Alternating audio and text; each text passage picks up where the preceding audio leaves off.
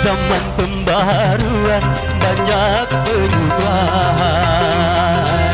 Tegarkan hatimu, tegarkan sikapmu terhadap pengaruh asing yang bisa melanda kepribadian kita dan yang tiada sejalan dengan budaya bangsa.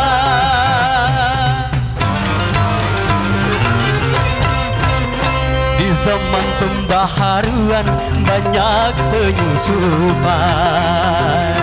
Tegarkan hatimu, tegarkan sikapmu terhadap nilai-nilai yang tiada sejalan dengan roh ketuhanan dan yang bisa meruntuhkan akhlak dan keimanan. Sriwijaya.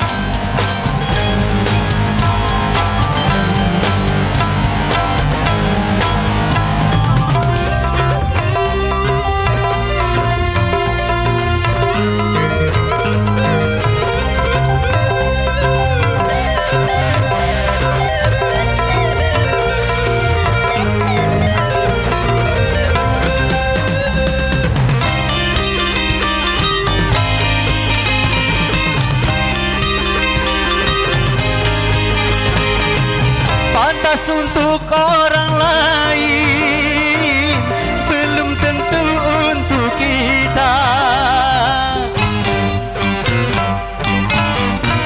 Benar kata orang lain, belum tentu kata kita. Baik buat orang lain, belum tentu buat kita. Selaraskanlah dengan Pancasila.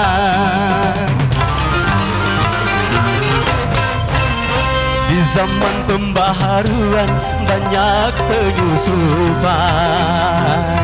Tegarkan hatimu, tegarkan sikapmu terhadap pengaruh asing yang bisa melanda kepribadian kita dan yang bisa menghancurkan akhlak dan keimanan.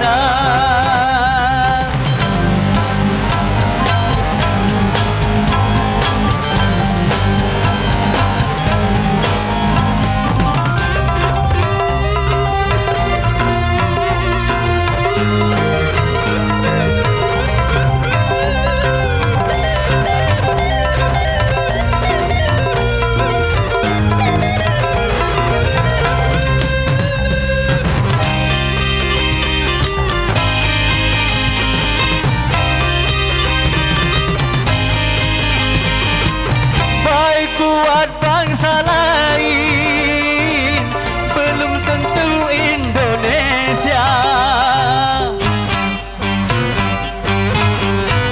Betul kata bangsa lain, belum tentu Indonesia. Benar kata bangsa lain, belum tentu Indonesia. Selaraskanlah dengan Pancasila.